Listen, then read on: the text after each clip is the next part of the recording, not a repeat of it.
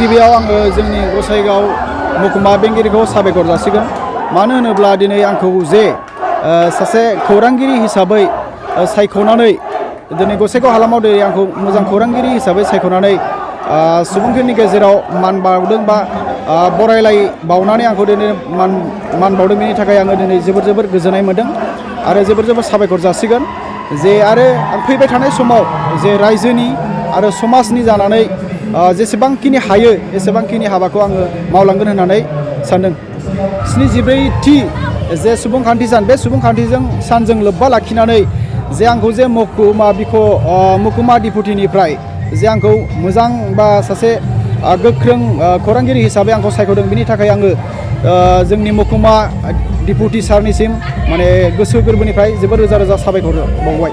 दिनैनि थारिखआव जोबोर रंजानायनि बाथ्रा दे जोंनि बर' खौरां बिजोङाबो दिनैनि थारिखआव गोबां जौगागासिनो दङ आरो जोंनि बर' खौरांनि जोहैनो जोङो गोबां मोजां हाबा मावनो हालांगोन समाजनि रायजोनि आरो हारिनि जानानै जोङो गोबां हाबाखौ मावनो हालांगोन।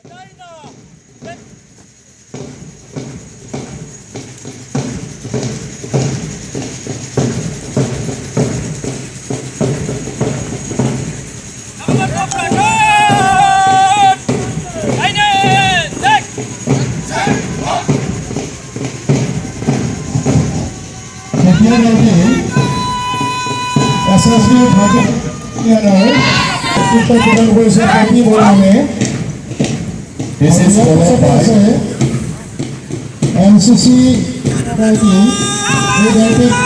প্রদান করছে প্রণব কুমার বর্মনে তাৰপিছতে আছে সেকেন্ডাৰী দলটি নেতৃত্ব প্ৰদান কৰিছে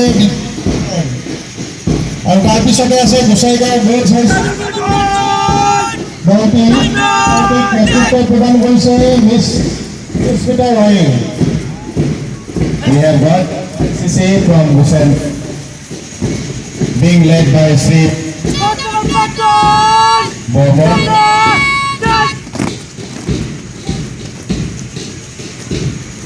Followed by Gusaigaon Higher Secondary Bikram Dr.